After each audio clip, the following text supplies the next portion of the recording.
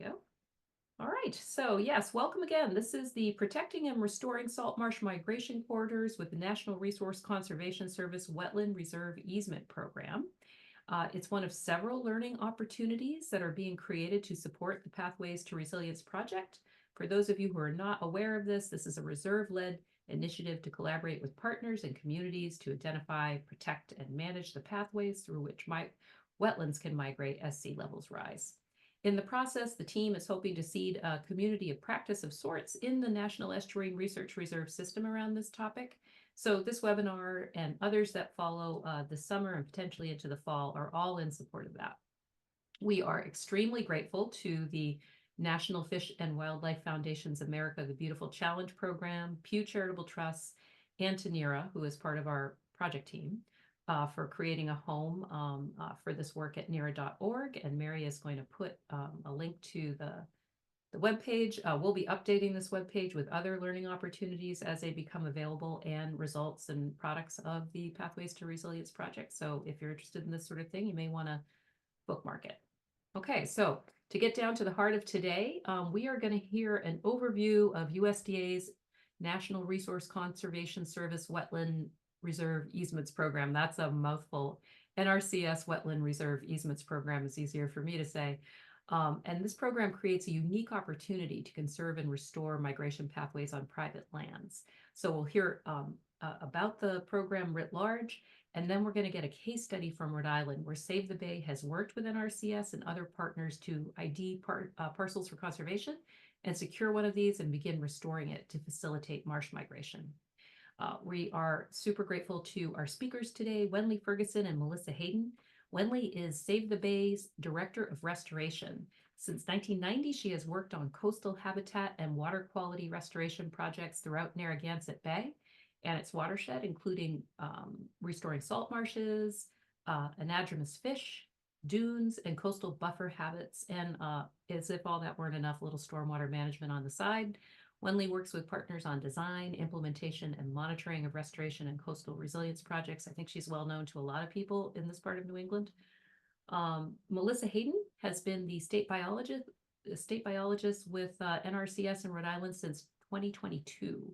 She provides technical support for NRCS staff, their partners, and clients on projects relating to terrestrial and aquatic wildlife habitat, Endangered Species Act compliance, NEPA, and forestry-related topics. Before this, she was the NRCS district conservationist for the Eastern and Southern districts and a soil scientist and conservationist. Melissa is actually going to start us off today. She's going to tell us about NRCS from that 10,000-foot view and the program. And we will have some time right after her presentation to have some questions about that. And then Wenley is going to go on and present the case study from the Soams Preserve on Palmer River in Rhode Island. When she's done, we can ask questions about that, and then we can have a free-flowing discussion. We've saved a good 40 minutes for that at the end, so no worries. There'll be plenty of time to offer questions and comments.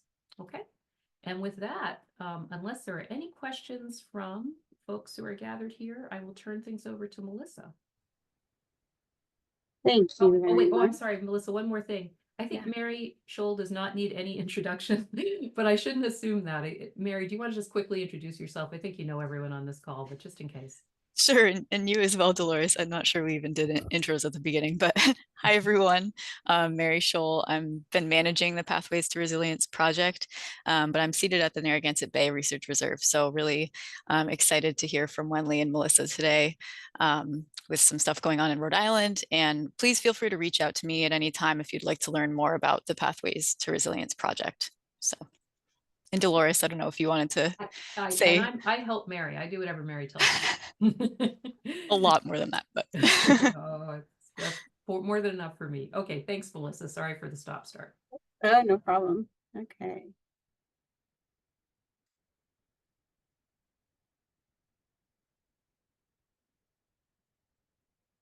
Okay, so I am Melissa Hayden, as Dolores said. I am a biologist with the Natural Resources Conservation Service in Rhode Island.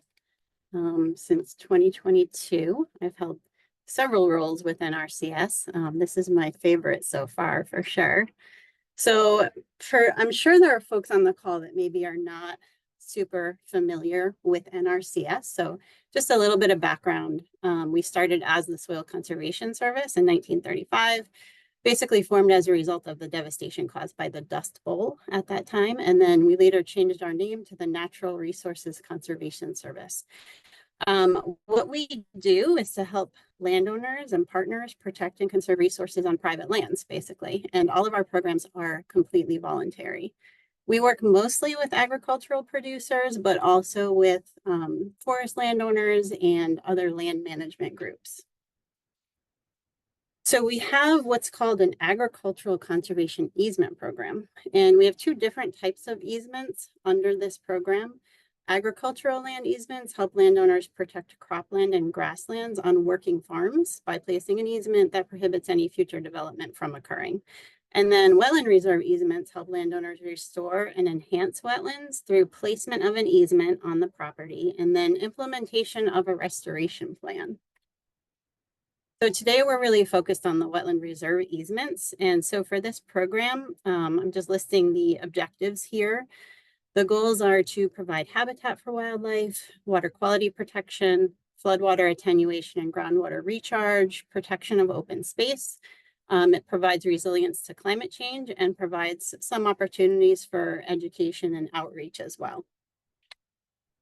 So who's eligible for WRE? So eligible landowners include owners of privately held land, including tribal land. Public entities are not eligible to apply. Landowners need to meet adjusted gross income limitations and some other Food Security Act provisions like highly erodible land and wetland conservation provisions, which is the case for most of our programs. They must have owned the offered land for 24 months, and they must have unencumbered, unrestricted, and transferable legal right of access. The 24 months can be waived in certain circumstances, such as if the property was acquired by succession or foreclosure, or if the landowner can provide proof that the land wasn't acquired basically solely for the purpose of enrolling it in WRE. What land is eligible for the program? So eligible land must be farmed or converted wetlands that were previously degraded due to agricultural uses. The land needs to be able to be successfully and cost-effectively restored. We do prioritize applications based on the potential for improving water quality and enhancing habitat for wildlife. And so the idea basically is to purchase easements to encourage landowners to retire wetlands from agricultural use. So that's the basic principle behind the program, but the land does not need to be in current agricultural production. It can be past agricultural use that helps to qualify it for this program. How does the program work? So NRCS would enter into a purchase agreement with eligible landowners that include the right for us to develop and implement a wetland restoration plan.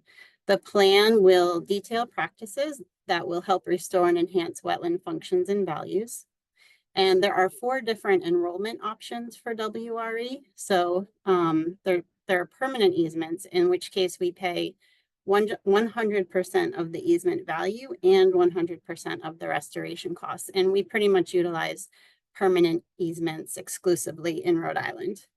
We also have 30-year easements where we pay 50 to 75% of both the easement value and the restoration costs.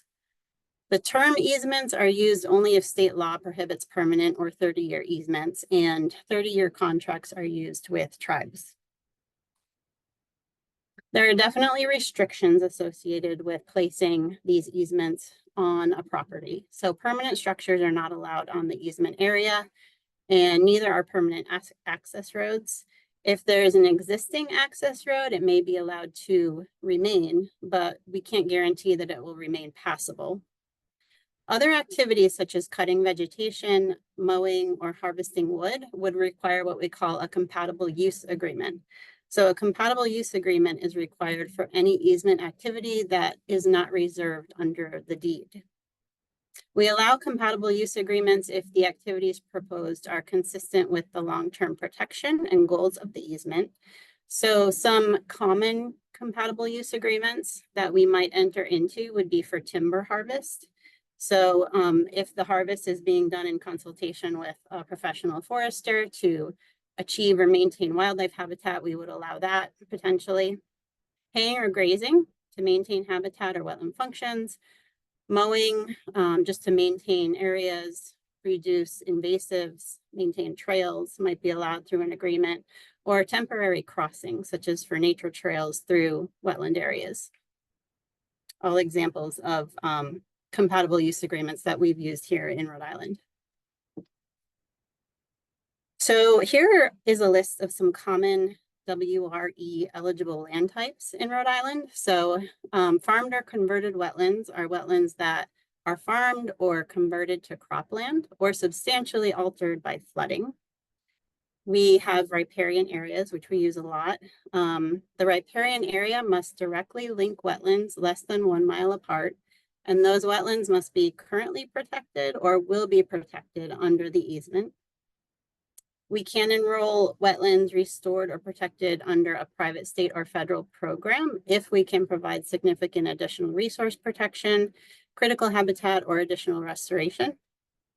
Adjacent lands can be enrolled if they contribute significantly to the wetland functions and values and do not exceed the acreage of wetlands to be enrolled. So these adjacent lands, basically adjacent to the wetland, these are often where we see the potential for salt marsh migration corridors. And so these areas are sometimes not wetlands, but upland areas.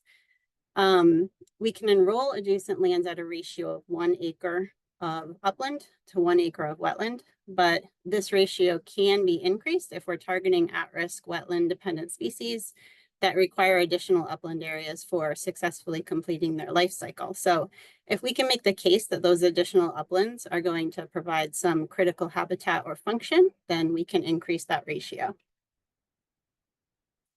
Here are some photos that show lands that may be good candidates for WRE. So the top picture shows a wetland where livestock clearly have direct access and they're causing impairment. Then we have a degraded wetlands due to forestry activities and heavy equipment on the left, and a salt marsh with evidence of prior manipulation on the right. In Rhode Island, we use WRE on salt marshes quite a bit. There's a history in Rhode Island of salt marshes being used for production of salt marsh hay for livestock. So we see evidence of this throughout our marshes, including stone walls and man-made ditches.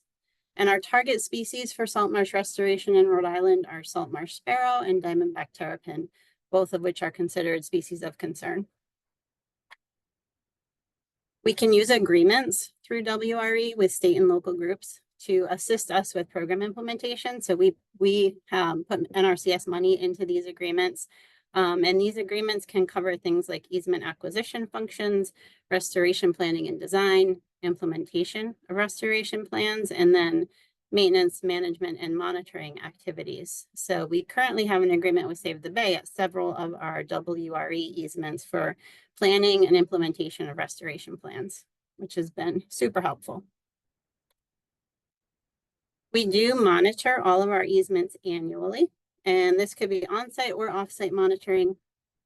On-site monitoring is required if there is restoration that's ongoing, if there's a compatible use agreement for the site, if there's a violation, or if there's been a change in owner. Then in all of those cases, we'll do on-site monitoring. If none of those apply, then we can do off-site monitoring, but we have to do on-site monitoring at least once every 5 years. And through this monitoring, after restoration is completed, we may identify actions that could be taken to improve wetland functions or wildlife habitat. And so we do receive stewardship funds at NRCS. Each state will receive funds each year that could be used for implementation of identified practices in future years. In contrast, the compatible use agreements that I had mentioned are actions that the landowner is requesting to be allowed to do on the property. So that is not something that NRCS would provide funding for. So this shows some common WRE salt marsh restoration practices that we use in Rhode Island. So we have tidal channel restoration, which is restoration of hydrology through excavation of ditches. We do some turtle nest site creation under our wetland wildlife habitat management practice, which would typically involve removal of vegetation and scarification of soil, and maybe the addition of sand at some of the sites. We do invasive plant management, underbrush management, or herbaceous weed treatment, which often includes treatment of Phragmites through repeated cutting and mulching, and then some targeted herbicide application, as well as treatment of woody invasives that may be on site. And restoration of adjacent agricultural fields by seeding native vegetation. The adjacent fields are often historically in agricultural use. So we may do a seeding to native forbs or grasses to provide some wildlife habitat and facilitate salt marsh migration into these areas.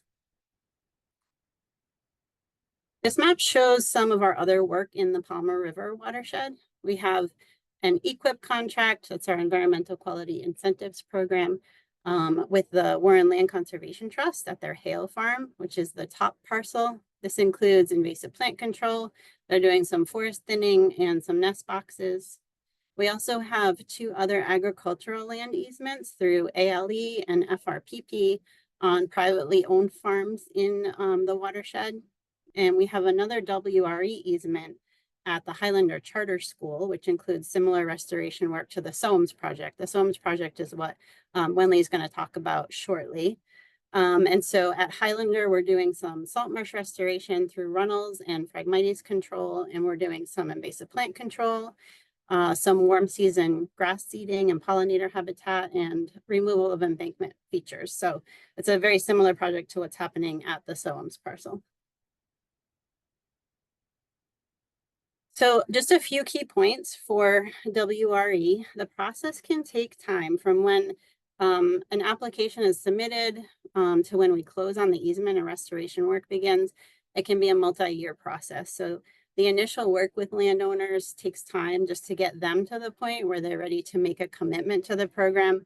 And then we have things like the title search, the appraisal, survey and closing, and then restoration planning and permitting, and finally implementation. So it's a process, and I think it's important for landowners to understand that upfront going into the program. We do pay 100% of the easement value and 100% of the restoration costs. So it's a great program if folks are looking to manage the area for wildlife and they want to maintain ownership and have some income. What some folks do is to get the easement in place and then sell or donate the land to a local land trust. Long-term management is through an adaptive management strategy. So the restoration plan can be updated or amended as needed to accommodate if changes are needed during implementation. And some landowners and local land trusts will provide public access and locations for the public to enjoy. Although this is not required, it's up to the landowner whether to do that or not. So thanks for your attention. Here's my contact information. Feel free to reach out if you'd like. If you are interested in working with your local NRCS office, you'll want to reach out to the district conservationist that covers the county where you're located. They will work to coordinate a site visit and bring the appropriate NRCS staff to the field to talk about programs and opportunities. Happy to take questions if there are any. Great, thanks so much, Melissa. So we have just a couple of minutes for questions, so folks can feel free to use the raise hand Zoom feature or just pop your questions into the chat. And I just did want to note we have some new faces on this call, so if you could just introduce yourself and your affiliation during your question, that would be great.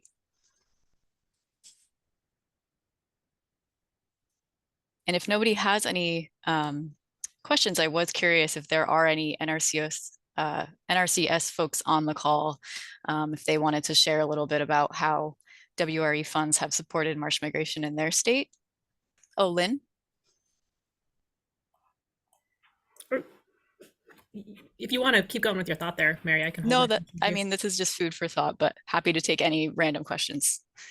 Yeah, this might be a tiny bit random.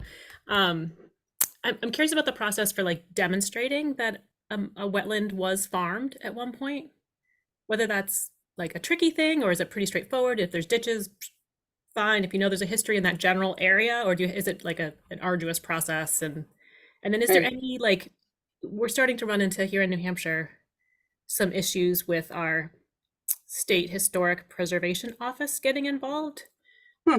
and just kind of caring more than we expected about, marsh restoration. So if you have any experience with that, that's kind of a part two of my question. Okay, yeah, I think it can be tricky to document past historic agricultural use because often it was decades ago that these areas were farmed. But we sort of, with Wenley's help, have like built a case that our salt marshes in Rhode Island were pretty much all, for the most part, used for salt marsh hay for livestock. So, and we're finding ditches and we're finding stone walls and we're finding embankments in all of these parcels that we're protecting through WRE. So it's a little tricky even to identify those features. Like sometimes these embankments in a salt marsh are a matter of inches higher than the land next to it. It's not a real obvious feature. But I think with salt marshes, at least in Rhode Island, we are able to sort of identify those features that prove that there was basically hay harvested at one point in the past. We do use a lot of aerial imagery for that purpose. So we'll look back at photos from decades ago just to see what that imagery looked like. And we can use that in a lot of cases, even not with salt marsh parcels, but just regular parcels for WRE to show that either there was forest management occurring or some type of pasture land or agricultural use happening. As to, with the cultural resources aspect, we certainly, at NRCS, we go through that process. We consult with our state historic preservation officer and tribal as well. And there are definitely cultural resource features in very close proximity to some of these salt marshes where we're doing work, but we, working with the tribes that we have here in Rhode Island, haven't run into any roadblocks. So they've reviewed the projects and not determined that that the impacts that we're going to have are going to be significant on those features that they're concerned about. So yeah, I may not be able to say much about that. We haven't really had that issue. Was the concern about the walls themselves? You know, Or cultural resources?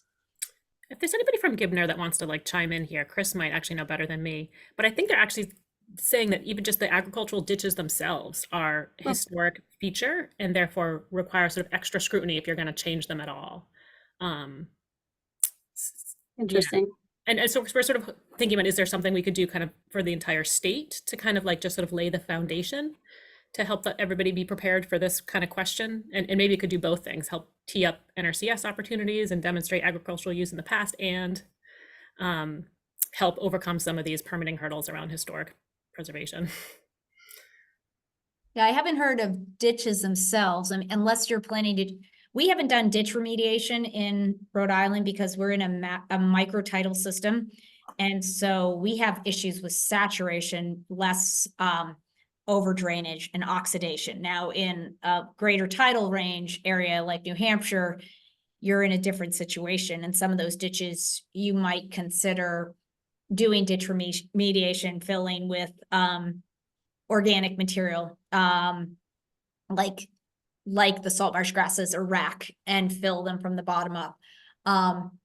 With regards to walls or embankments, we do minimal removal of sections of wall just to get a flow path through them, not removal of an entire wall, to say the least. It would be very impactful to the marsh to try to do so, because so much of the wall has literally subsided below the marsh platform, and it would be a significant effort and probably a significant amount of degradation.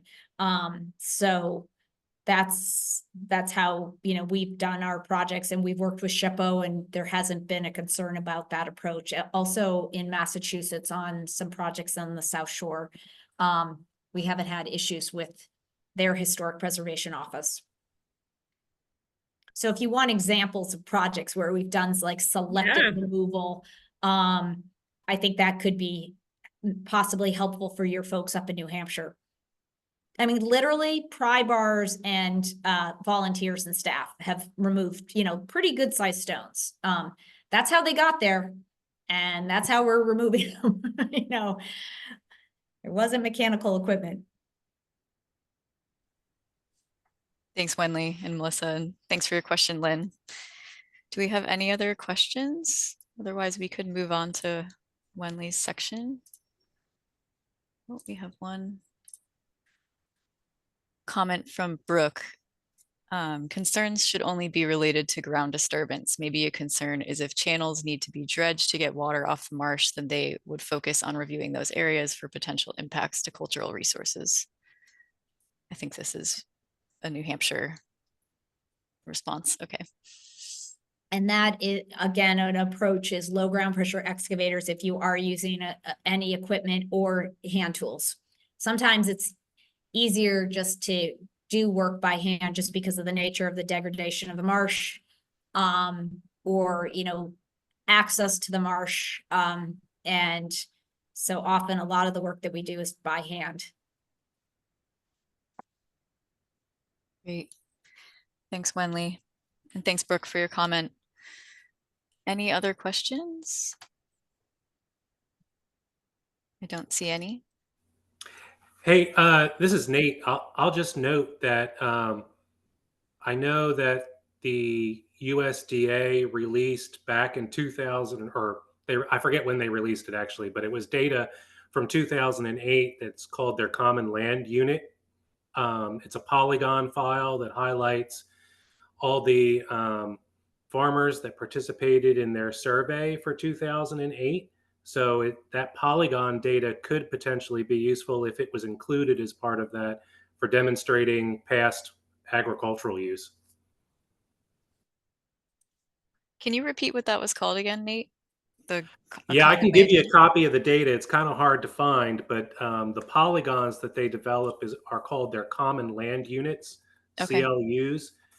They typically don't release that data, but it's tied to their their agricultural census that they do every year. Interesting. Okay, great. Thanks, Nate. All right, Wenley, take it away. Can you see my little screen share bar at the bottom? No, we just see your full presentation. Okay, good. Okay, great. So thanks for having me and Mary for the idea. And Melissa and I and a member of the Warren Land Trust did this presentation about 4 months ago. And so we just revised it a little bit for your purposes. And so I will just get right to it. If my cursor starts, why is this not working? Oh, there we go. Okay, so this is an educated group. I don't have to talk about impediments to marsh migration, but I threw this slide in because it's what we see in all our estuaries. It's great to talk about marsh migration. The modeling tools are helpful, but the reality is there is very little space for migration that isn't developed in many areas. So I love the photo of the water little access with solidago growing in it. The lot for sale literally has a juncus growing and disticlus in that bare area. So we know the land has already been manipulated and there's still development pressure on it. So then there's these past impacts, impediments to migration that we've talked about a little bit. You can see my cursor. This is one of the agricultural embankments that Melissa was referring to, that's impounding water on the inland side.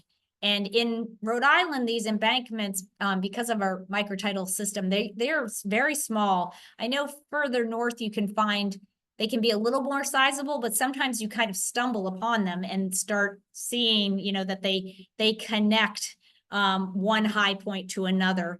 And the farmers use these to make the marsh fresher so they could produce higher value hay and they could produce more hay.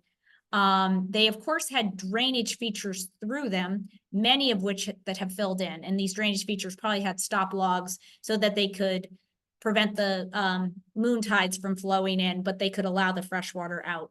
sometimes you can kind of connect the dots of high upland vegetation or Baccharis in the south or Iva to the north, where you can start to see, you might not see the embankment, but you can see linear upland vegetation along the upper edge of the marsh.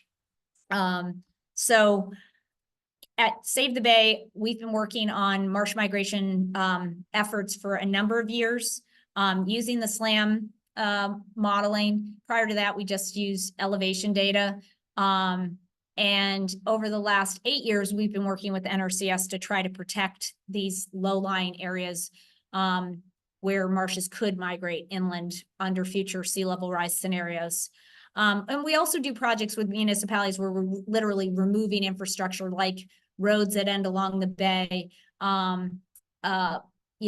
dams. We just did a dam removal at head of tide. And those are kind of a different approach I won't get into today. And then this bottom right image is an example of selective removal of a few stones in a stone wall and replacing them on either side to facilitate migration through one of these structures right on the marsh platform, which can impound water on the marsh as well as in the marsh migration corridor, which could degrade conditions in the future for marsh migration. So as Melissa mentioned, we have been focusing on the Palmer River. This is a watershed that Save the Bay has been looking at for the last 15 years. We are a very steep sided estuary. We're an old river valley, so we don't have a lot of room for migration. And this is a fresh tidal system where the marsh is located. It's actually fully tidally influenced. But these images just from some sea level rise mapping tools from URI kind of show you how these estuaries are the areas where we have most room for migration. These upper Narragansett Bay estuaries under 1 foot and 5 foot of sea level rise. There is some room for migration as well as areas that haven't been already developed. This is a closer up view of a more current SLAM run, which instead of only going up to 5 feet of sea level rise, they predicted up to 8.8 feet of sea level rise. So the parcels we are going to be looking at are on the east side of the Palmer River. Actually, let me just show you. Can you see my cursor? Yes. Yes. So these are the parcels that we're going to be looking at on the Soames parcel. So we reached out to NRCS. We had been talking to them about the Wetland Reserve Easement program, and we did outreach to the town of Warren, which is located on the eastern side of the Palmer, the Warren Land Trust. And then we held a meeting. We notified and contacted all property owners. I'm forgetting what threshold we use for the acreage parcels over a certain size, and invited them to a meeting where NRCS, Melissa's colleague, came and spoke about the various land protection opportunities between Wetland Reserve Easement and the ALE program. And so from that, we continued to do follow-up, and we were able to identify 2 property owners that were receptive. And that basically started in about 2017. And as Melissa said, it's a long process, but the easement for the parcel I'm going to talk about today was secured about 3 years later. In this case, the property owner received the funding for the easement and then decided, because the land trust had been at the table the whole time, they were no longer interested in this parcel. They didn't have a house on it. They were ready to give it up, and they donated the land after the easement was secured to the Warren Land Trust. So that is a great opportunity for enhancing public access and building a long-term steward for the parcel. We also, another parcel that Melissa mentioned, just to the north, it's a school, and that easement was secured. And then as Melissa noted, Save the Bay, we've been a partner in the outreach phase. And then once the easement was secured, we were able to get funding to develop the permits and develop the restoration plan and submit the permit applications on behalf of the landowner and then implement the restoration and monitoring. So that's the phase we're in right now. Here are the sites that Melissa showed, just relative to the sea level. The first run of SLAM, which only went up to 5 feet. So the brown areas are 5 feet of sea level rise. And these are the 2 parcels. The southern one is the Somes and the northern one is the Highlander Preserve that we have easements on now. So here's the Somes Preserve. And that little triangle cutout was land already owned by the land trust. So that's part of our restoration area as well. And the marsh was already beginning to migrate into the upland, into the low-lying upland. And as Melissa said, the wetlands, as well as a certain percentage of associated uplands, can be protected. So the fields along the edge of the marsh were considered wetland as well, but not the entire agricultural area. So we were able to protect some sections of the upland that could have been primed for development. This is just a close-up of that parcel. So we are this area here. So you can see under 8.8 feet of sea level rise, pretty much that entire agricultural area, the hayfield is predicted to become salt marsh. So we, as Melissa said, use aerial imagery for looking for these old agricultural features. We can pick them out in the field, but it's helpful to look at the aerial imagery as well. And so here you can see these linear features. These are just some of the agricultural embankments. This one's very clear on the Marsh platform, impounding water even back in the 1930s. And here's a photo from 1997. And then we're starting to, and then 2019, we're starting to get, as that agricultural embankment is holding fresh water, this whole area is starting to colonize with Phragmites. So that's a common occurrence where you have these impacts to hydrology. It's affecting the marsh platform today, allowing invasive plants to grow, as well as impounding water back into the area that is still fresh, but we have these impediments to natural hydrology. So here's our very basic restoration plan.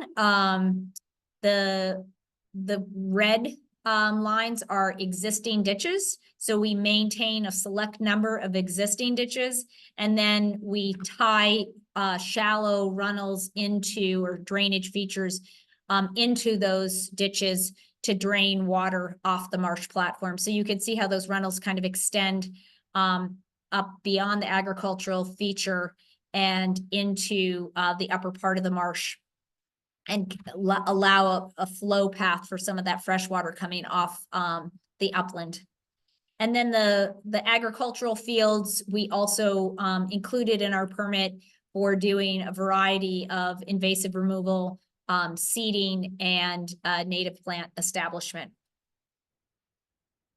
So just on the hydrology restoration, to get to some of Lynn's comments, the goal is to try to restore hydrology to improve the health and function of the marsh platform under current conditions, to address some of those legacy agricultural features. And here you can see this is one that is just an embankment. Here's one that has a stone wall on it. Sometimes there are stone wall features, often there aren't. So by restoring hydrology, we're trying to reduce further subsidence of the marsh platform, because where that water gets impounded on the marsh platform, the it literally subsides because there's no below ground biomass or root material to help build elevation. Our marshes build elevation primarily from the vegetation, not from trapping sediment. So without that marsh building capacity of the plants, we're losing our marsh elevation. And then once we restore hydrology, we start to see revegetation of these areas just from existing the existing seeds in the seed bank or in the rack. Well, another thing we're finding is by giving a flow path for that fresh or brackish water that's trapped, we can reduce the height and vigor of Phragmites. We're also doing at this site repetitive cutting of Phragmites to stress it after we restore hydrology. And then ultimately, we're looking at facilitating migration. This bottom left photo is an image of the field, the low-lying field with standing water, and trying to facilitate migration into these areas. Again, where you have embankments holding water back into a freshwater wetland area that creates conditions that aren't suitable for salt marsh grasses in the future. That impounded water, subsided kind of soupy peat or soupy soils are not going to, anoxic conditions are not going to be suitable for marsh vegetation. So we look at the hydrology of the whole site. And then a benefit of these projects is by addressing these impounded water areas, we're also reducing mosquito breeding habitat, which helps to build support for these projects from the potential easement holders or neighbors. So here's a little bit of the hydrology restoration. We work with our state's mosquito abatement coordinator who has a low ground pressure excavator. We've actually helped him secure funding for multiple excavators now. Because of saltwater, we go through them quickly. So here is the excavator actually digging one of the runnels using the bucket on a tilt so it can make a shallow and somewhat narrow. We're finding you don't want them too narrow because they'll fill in too quickly. So 18 inches seems to be about ideal, no more than a foot deep, because we just want to drain it below the root zone. And often we do some of the work with volunteers or interns because of the condition of the marsh. We don't bring the excavator everywhere. Here's some images. The image on the right is from the Soames site. You can see we reuse the peat and create small islands of piles or excavated peat to create that little bit of microtopography. The excavator can do the same thing. Sometimes we'll put it into depressions that are creating mosquito breeding habitat. Often we're using it to kind of build the elevation up. And here is from another site, you can see the revegetation of that excavated peat after 1 or 2 years. Usually it colonizes in our region with Salicornia and Alterniflora the first year, and then you'll start to see high marsh grasses if the elevation's high enough. As I mentioned, we also are doing Phragmites management on the marsh platform itself, as well as these drainage features you can see are going up into the forested wetland and where the Phragmites is beginning to go as well and to encroach. So we're doing this repetitive cutting again to stress it as we're restoring the hydrology. And then like every project, there's maintenance and adaptive management. RAC comes into these areas, you need to clear it out. And we have stewards in the land trust who now go and visit these sites regularly and maintain the drainage features. So we've done just 1 year of post restoration. And the Phragmites image is not accurate because that is currently impacted by the cutting activities we're doing. So it's not like we've seen that rapid decrease in Phragmites.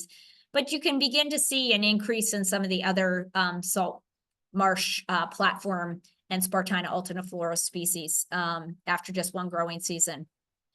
And Melissa, feel free to chime in. In the upland, the great thing about WRE is we work with NRCS on the restoration plan. So the marsh piece, Save the Bay's been coordinating. The upland and freshwater wetland, the low-lying fields. We've been working with NRCS, the land trust, and the local contractor to implement the restoration activities, which have included invasive management of all the hedgerows, significant invasive management, and treatment, cut stem treatment. Dealing with some of the agricultural ditches, letting them in the upland fill in so we can ensure that these areas remain, you know, somewhat in a natural or in a less manipulated state or condition. We, to begin with, thought that these fields were pretty much a monoculture because they had been hayed regularly. But we learned, and so there was a goal to try to smother the existing cool season grass conditions or plants, and then introduce, after, I forget what the period it was, 2 years, Melissa, of smother crops, I believe. Yeah, I think it was 2 years. That's right. So what we learned after one growing season, or the beginning of a growing season, that there was a lot more diversity in these fields than we thought. And there were some rare species like yellow thistle, and a diversity of plants were already existing in the field. So we modified that smother crop and only did a smother crop on one of the fields that had more intact cool season grasses. And then here's the fields being mowed by the cover crop. Again, this work was being done by a contractor who was working for the land trust directly, with oversight by NRCS staff. Here's the woody invasive management. In the areas they did a significant amount of management, we were able to do tree planting along the edges of the fields. And here you can start to see some native plant recolonization, a lot of solidago growing in the lower fields, solidago, the seaside goldenrod, Spartina pectinata, and then a variety of like ironweed and other species up in the fields. And then is it this spring that the pollinator species were seeded, Melissa? The pollinator seed went down in the fall, actually, but this spring, actually, it was supposed to happen already. The cool and native warm season grasses were going in. Okay. So there's a lot of a phased approach to the restoration of this freshwater wetland, wetland adjacent to the salt marsh, as well as the upland. And the last image this is from another site. Melissa mentioned that you can also do some habitat enhancement for wildlife. They installed bat boxes and bird boxes at the Soames site. At another marsh where there's diamondback terrapin nesting. The marsh in this photo is just off to the left beyond the cedar tree. We removed invasive mugwort and a variety of other woody invasives, brought in a little bit of sand and scarified the soil to create a more suitable nesting habitat for terrapin, because there are terrapin nesting in this area, but they're restricted by the density of invasives. And then a benefit of WRE as well is that through NRCS, we can continue to do ongoing management and stewardship. Here is a moon tide during, I think this past winter, and you could see this is a tupelo in the foreground, a Nyssa sylvatica that is literally the salt water is right up to the edge. So this is this low-lying marsh migration corridor, and during our average moon tides, we're seeing the water getting up into the lower field. So this is, again, what we're trying to facilitate. And it's been a great partnership. I've been talking to folks in New Hampshire about working with NRCS. I know other states in Massachusetts, now that there's more funding for the Wetland Reserve Easement Program, they're beginning to consider the possible prioritization of salt marsh migration corridors as well for WRE. some states in Mass, for example, I think they've been focusing on a lot of cranberry bog restoration. I think, as Melissa can attest to, there's so much funding for these programs right now. There could be an opportunity in your state to expand your priority wetlands for protection to include salt marshes and marsh migration corridors.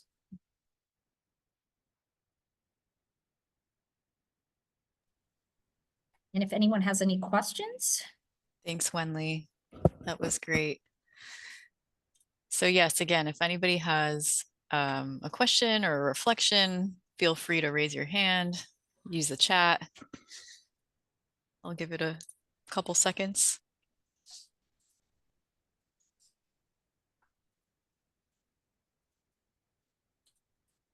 Are any folks on from North Carolina?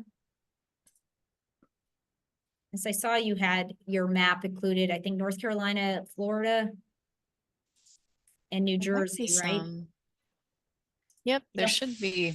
I don't know if any of those states, if those, any of those NRCS state offices prioritize salt marshes and marsh migration corridors for Yeah, their WRE program. it's a great question. Hi, this is Betsy McShane. Hi, Wenley. I'm the former Betsy Clark. I was one of Wenley's. I thought, I was like, you intern. know, Betsy went to New Jersey, right? I did, yes. I've been here for over 20 years now. Oh my gosh.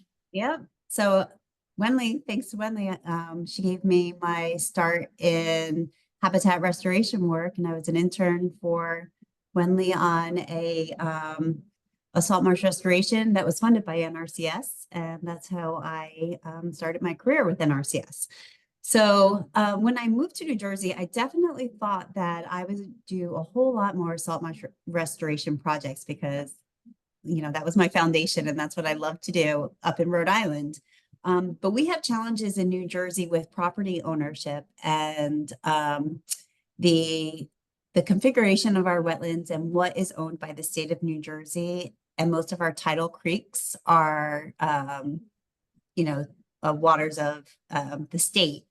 So it really makes it a challenge for us with our WRE easements to carve out those small meandering tidal creeks.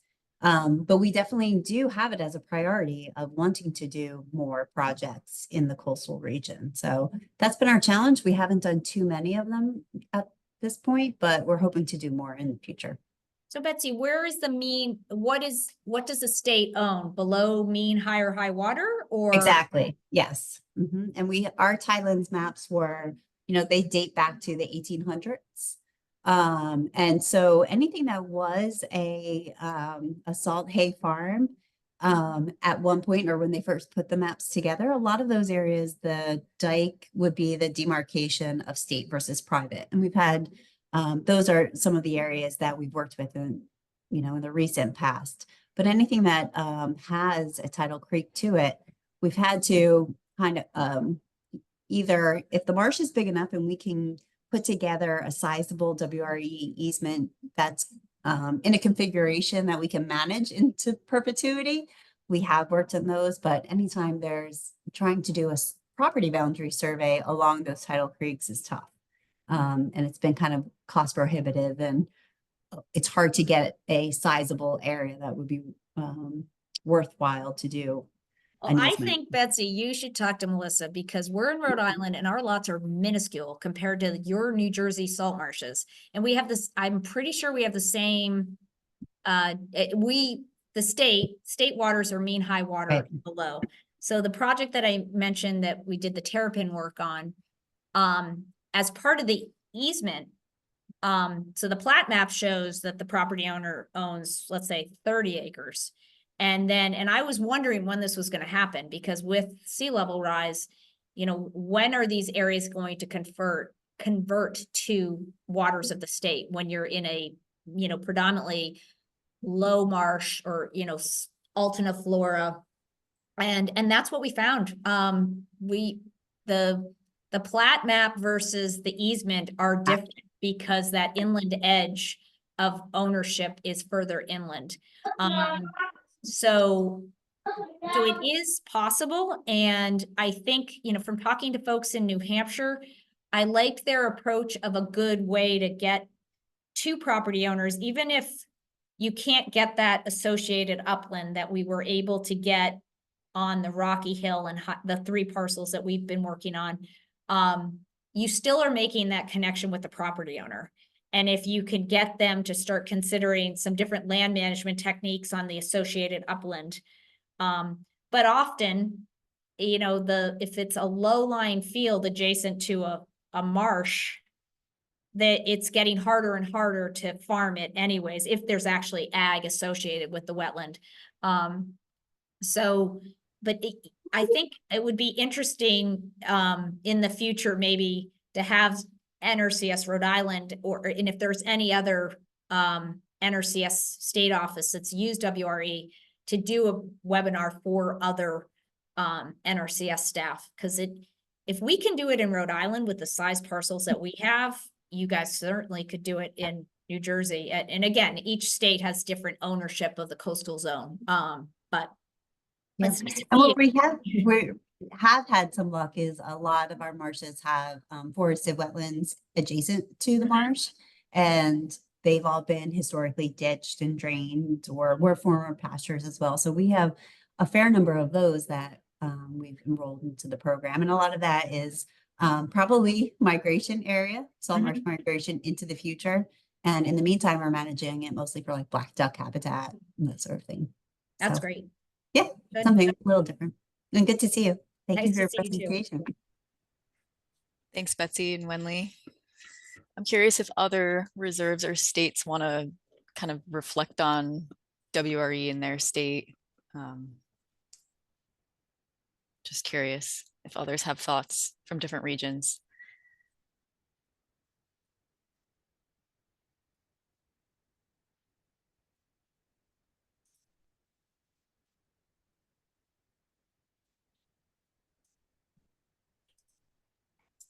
Yeah, We had Mary, I'm some. curious about that too. And also if maybe just today's presentations sparked any ideas for people if they hadn't been considering this program as a potential asset in moving forward with protecting corridors. And now they are thinking that way and what they might do in their states as a result.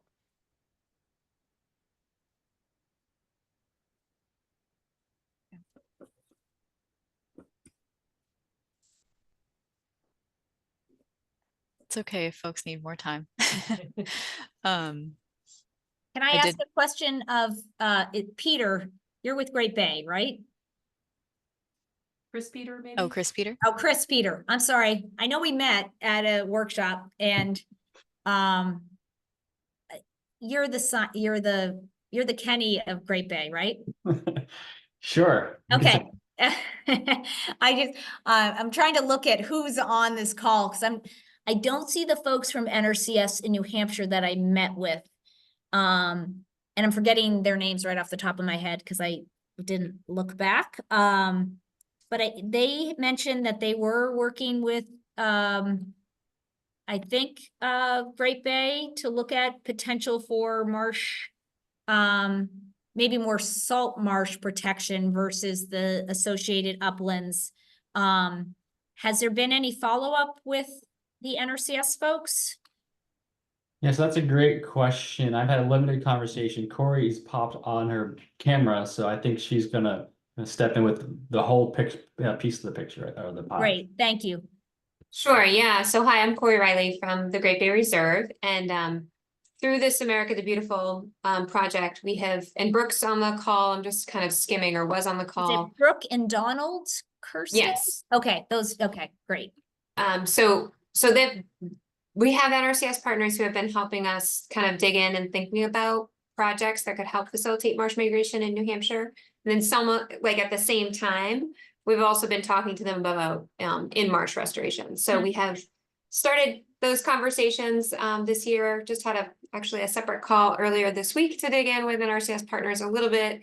So yeah, I think, the thing with NRCS is there are so many programs. So trying to figure out what the right fit is for different types of projects is kind of what we're exploring now. And also we've went through this process to identify like high priority geographic areas, and then we're gonna try to figure out, okay, which of those is a really good fit for an NRCS partnership. I hope that answers your question. But yes, we've been working with a couple of different people, and they've been wonderful. Yeah, I liked their idea because they were mentioning, you know, land, it's the associated uplands is tricky. But it could be a way to start doing work with the Wetland Reserve Easement Program. As Melissa showed, the practices, you can justify this work using practices that they're part of your practice list, correct, Melissa? So it's something that could be replicable, I believe, state to state. Right. Yes. It's, I mean, and it's regional. So at least for the Northeast region, you know, we have the same practices available with the same payment rates available. And the practices we use for WRE are typically the same practices that we would use for EQIP. It's the same practice list. So in some cases where WRE hasn't made sense because mean high water is such that there's not enough acreage in WRE to enroll in WRE, as Betsy was saying. We've used EQIP to do those same practices to restore salt marsh areas. So you're right, there's a lot of programs and a lot of options, and that's a part of it, is figuring out what program makes the most sense for a property. And another place we've used EQIP is when the land's already protected. So if you have a partner that's a land trust, of course, not a state or municipality, because they wouldn't be eligible, but a land trust would be, then you could potentially look at EQIP, where you don't need to get the easement. And I can't tell you enough how nice it is not to have to look for funding after we got the easement, and we just like went right into restoration, and they requested a budget from Save the Bay. I put forward a budget. The project with the Diamondback terrapin that I showed you, we needed to amend the budget for more, because our invasive plant removal was more expensive than projected. We were able to amend the budget. So there's steps, but you know, instead of having to go out and look for new funding from a new funding source every single time, it's as a restoration practitioner, it's a really great program if you can get a parcel into it. Yeah, that's a really great point, Winley. Sort of the ongoing funding to support the continued management and restoration is really important takeaway here. If people don't have another question, I did have a question for you, Wenley and Melissa. Just thinking about who might be on this call, and as folks work through engaging with different partners around this issue, and sometimes landowners, you know, I'm just curious, a lot of outreach goes into identifying these parcels and then working with landowners. So I'm just curious if you have any thoughts on that component of this work, and if you might have any advice for folks on the call about how to engage meaningfully with landowners, you know, on this topic, and what really worked for you in these examples. Persistence. Patience. Persistence and patience, yeah. You can go back and just like build relationships, and they might not be ready. The Somme site was, Melissa's colleague had reached out to them a decade before about land protection, and they started the process unbeknownst to me when I cold called her, and then when I got her into the program, Melissa's colleague Joe said, "Oh, you know, the berms property," and so at that point in time, she wasn't ready to you know, give up the idea of whatever she wanted to do with the land. She still had some ideas of using it, and 10 years later, I think that, you know, we're in it for the long haul with these types of projects, and just having those relationships. Why working with the local land trust is great, because they might have, or Audubon's, TNC, you know, those connections with some of those property owners. I think that's absolutely true, that persistence and patience are key for sure. I mean, you don't want to be a pest, but you wait a couple of years and send another letter or make another phone call. And as Wenley said, that's what ultimately ended up getting us to closing with the SOAMS project. I know that NRCS staff in many states is pretty maxed out with workload. And so I think other states have entered into agreements with the local partners to do outreach. And I think that has been very helpful. Sometimes partners have the staff and the time that NRCS may not have to bring those projects in because we have funding. We have a lot of funding, as Wenley said, much more than in prior years that we would like to be able to spend on WRE. So, but outreach for sure takes a lot of time.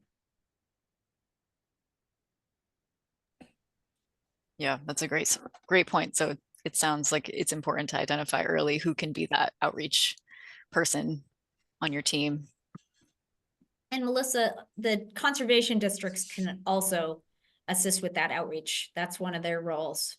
That's right. Yeah, we do. We have an existing agreement with the conservation districts in Rhode Island for outreach. And so it's sort of broader. It's all programs, but they definitely have assisted with identifying parcels for potentially for WRE and making that initial contact with landowners. So districts are a great option. Great point. Any other questions? We'd love to hear from anybody outside of New England. You know, we really wanted to make this applicable to folks outside the region, but just, yeah, curious to know how this topic might relate to you or be totally brand new in areas outside the Northeast.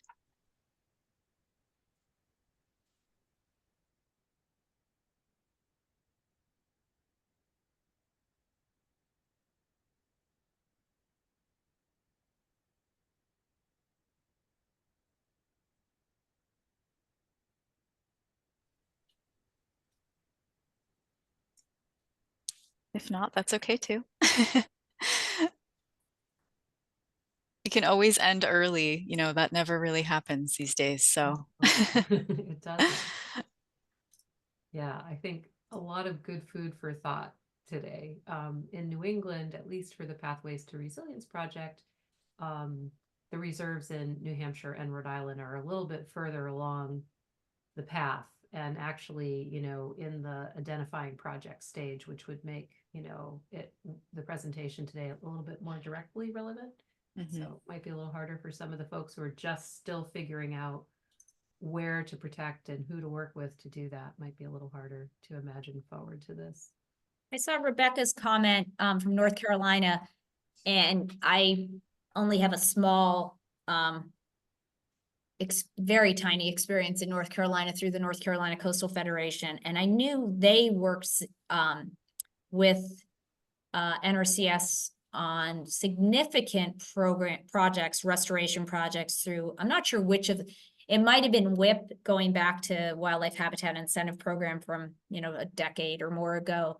But they were doing some major restoration in former rice fields for salt marsh restoration. It wasn't as much land protection at that time. It was more funding the actual restoration work. So Rebecca, you probably know the folks at North Carolina Coastal Federation.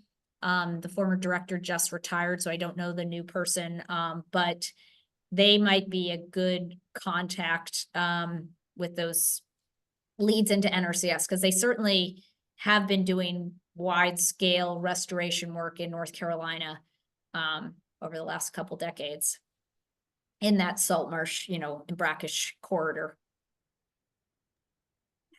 Thanks for the tip, Wenley. This is Rebecca. And I do know the new executive director well. He's our former coastal management director, whom I worked with for good. years. Yeah, good. So Yeah, I good think outreach. the Coastal Federation has recently launched a salt marsh plan, and it includes in it objectives related to marsh migration. And North Carolina is in the very early stages and thinking about this topic. But knowing from you that they have worked with NRCS in the past, I think that will be a great catalyst as we think about how we move forward in implementing collectively that salt marsh action plan that the Coastal Federation is leading. So thank you for the heads up on that. And once the New England states are done using WRE, all the money can go to you in North Carolina because you have thousands upon thousands of acres that are tidally influenced that need to be protected. I mean, the acreage is just crazy down there, you know, in your tidal, how far those rivers go inland. So there's so much room for, there's so much vulnerability, but there's also room for protection. But it is so true. It is a little daunting when we think about it coastwide. And so it'll be interesting to see how we prioritize and approach it across the state, not just thinking about the reserve, but more broadly as well. Mm-hmm. So glad to hear that those funds will be coming our way when y'all are done with them. If we're ever done with these topics, right?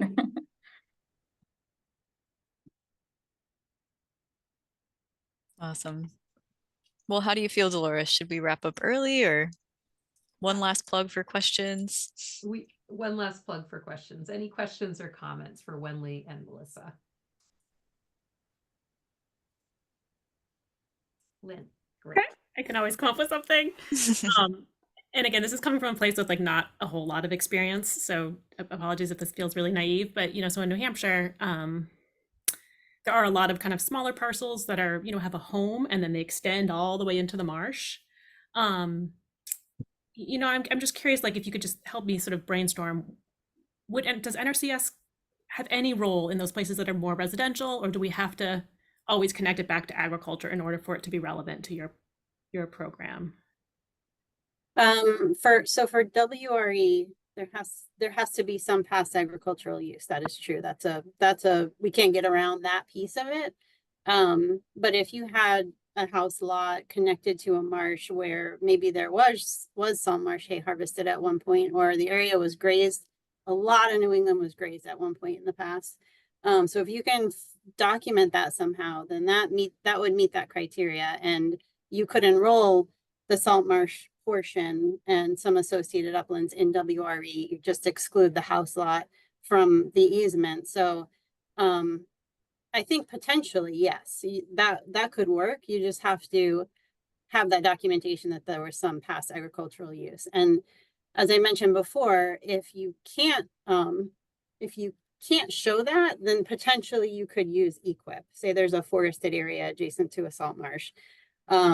Forest land is an eligible land use for NRCS with many of our other programs, the Environmental Quality Incentives Program. The same practices are available through EQIP that we're doing through WRE with marsh restoration, with forested wetland restoration. So that would be another thing to consider. If it's not a fit for WRE, maybe it's too small to make sense to enroll in WRE, then work could be done. And yes, you won't have the long-term land protection piece, but they could do work to do restoration if the landowner were interested. No minimum size requirement for EQIP. So yeah, that was kind of a related question, was that barrier around small parcels. Right.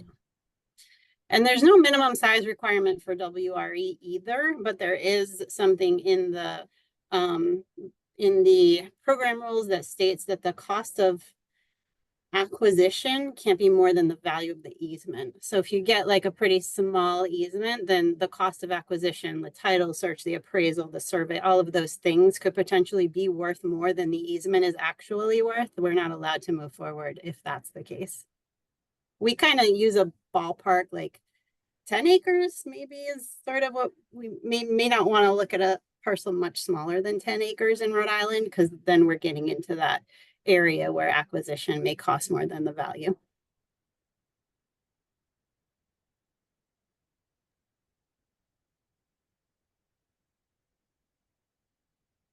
And Melissa, we've run into the same thing in New Jersey, and we did set a 10-acre minimum in our wetlands restoration programmatic, the plan for the whole Right. WRE program. And the salt marsh easement value per acre is pretty low in a lot of our coastal regions of South Jersey, where it's maybe only a couple $1,000 per acre of value. So even adding a buffer to it, where we can do a 1-to-1 for every acre we restore, we can add 1 acre of buffer. Even still, the the restoration costs often exceed the easement value.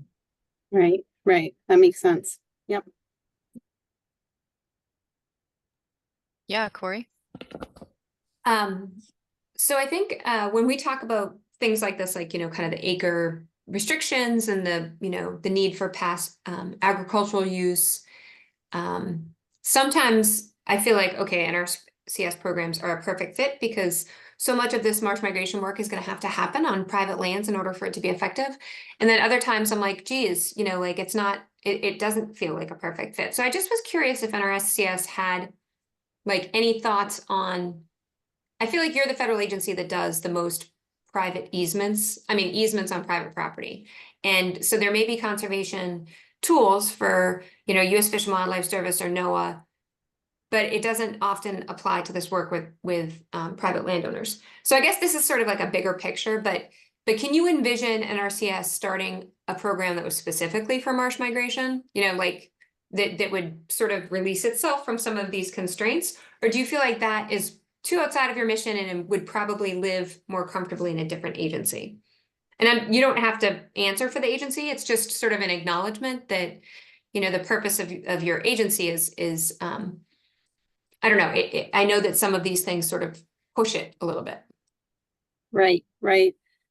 Your question makes me think of a new RCPP, Regional Conservation Partnership Program that we're offering in Rhode Island this year that's strictly for forest land easements. So there doesn't have to be degradation that needs restoration, which is typically what we would use for forest land easements with WRE. I mean, there has to be some degradation, some restoration that can occur. So I wonder if under RCPP, which seems to have much more sort of loose rules, if there's potential for that. And RCPPs typically are done, I think, on just a state basis. So a partner would have to apply for an RCPP to get funding to implement this. But we've done it in Rhode Island now for forest land easements, and there's been so much interest. And so we've never really had a program before where we could just put an easement on forest land and not do restoration.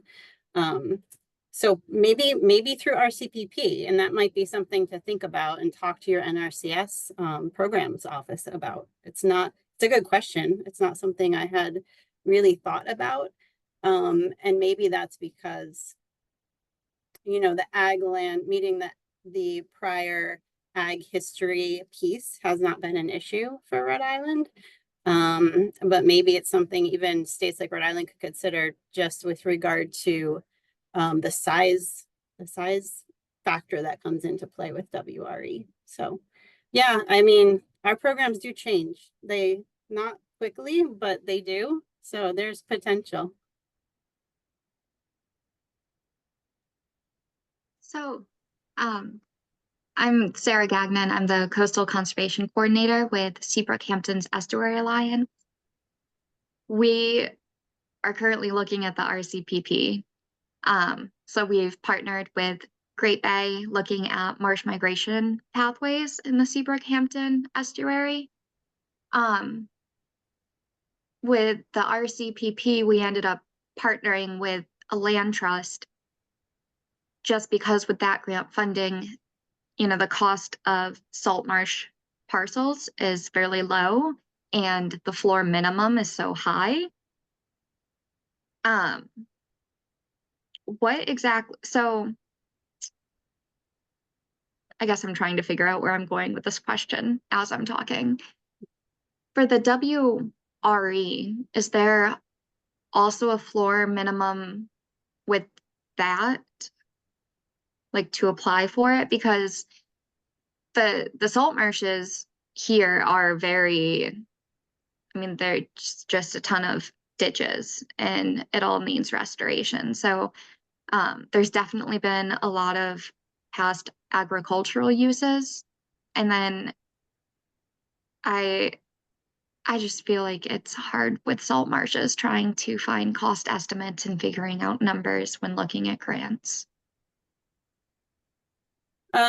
So when you refer to, that sounds really interesting that you're looking at RCPP for that. there. When you refer to a floor minimum, what do you mean by that? Oh, like, with the RCPP this year, you have to, your proposal budget has to be at least $250,000. Gotcha. Okay, so it's a proposal budget. So WRE is different because it's not a program, it's a program funded, you know, under the Farm Bill. So it's just money comes to the state every year. So it doesn't work the way RCPP works. And I am not an RCPP expert. I sort of understand it, but it's pretty complicated. So I probably can't answer too many questions about RCPP, but yes, that floor minimum you're talking about with RCPP does not apply to WRE. So it's just a very different program. So I can understand why you're running into that issue with RCPP, with that being a minimum. That makes sense. Yeah, but I do think it's really interesting that you're looking at doing salt marsh restoration and protection under RCPP, both. So like easements. Yeah. Nice. So we're really just looking at the easements right now, also through the RCPP. Once the easement is established, it's up to the landowner to find someone to do restoration. And that also just seems like a pretty difficult component because as of right now, outreach to landowners and getting them to be responsive and interested has just in putting an easement on their land has been difficult. Sure. That then by the time, if they actually had to go out and find someone to do the restoration, I think that's just another added level of difficulty. Right. We have an example in New Jersey that isn't small salt marsh related, but it's we used RCPP for bog turtle habitat restoration and using both easements and restoration through RCPP. So they are WRE like. We used all the same criteria for WRE, and it was through an application from the New Jersey Audubon Society. And it would probably be something similar to what Sarah's question was, where Audubon was doing outreach to for landowners within a specific watershed. So it was a pretty small defined area, had to be bog turtle habitat. And I think the challenge with implementation of the RCPP in this case has been making sure that you have some of those connections that you were talking about with those landowners ahead of time, because you have a relatively short window to implement. I think it's a 3 to 5 year agreement, somewhere in that range. So and because easements do take time, you have to have landowners first interested, understand the program, and it's kind of a big decision for them to enter their property into an easement. So, and then the actual easement acquisition process that Melissa went through earlier in the presentation, it takes a while. So I think that's interesting that you just have the easement and not the restoration component to your RCPP proposal. But it really helps when you are applying for the RCPPs to know who your landowners are, what their properties are, and the size and the estimated cost, so that you can hit that minimum that you're talking about, but also move through and get it done in the short time frame of the RCPP. And then I just have one last question. So with the WR, now I'm mixing up my letters, but the WRE, it was saying that with the permanent conservation easements, there's annual stewardship afterwards. Is that done by NRCS, or is that the landowner's responsibility? So the landowner is responsible for stewardship. So they're responsible for just making sure that they're following the easement deed, that they're abiding by the restrictions. But the annual monitoring that I talked about is done by NRCS. So the landowner is not responsible for doing the monitoring. We do that. It's just the landowner is responsible just for maintaining the easement and making sure that the deed and the restrictions that go with that are being followed, basically, that they can't build a a house in the middle of a field where there's an Right. easement on. Yeah, so that's their responsibility, but we do the monitoring piece of it. They don't have to do that. Okay. And Thank you. long-term stewardship after the restoration's done, there's an opportunity if more work needs to be done on the to restore habitat, there's an opportunity to get more WRE funds for that work. So once you're in the WRE program, you get that initial restoration funding, which could be implemented over like a 3 to 4 year period of time. But then you, Melissa, you can also get future stewardship or restoration dollars to do like adaptive management. Yeah, so things change over time, obviously, and restoration might be completed, and then a decade later, things have changed, and there's, you know, maybe invasives coming in or something. So NRCS does have money that we can use to for stewardship on these properties when needed in future years. I imagine that if you're placing easements through RCPP, Sarah, on salt marshes, could they apply, those landowners could apply for EQIP, I would think, for restoration, right?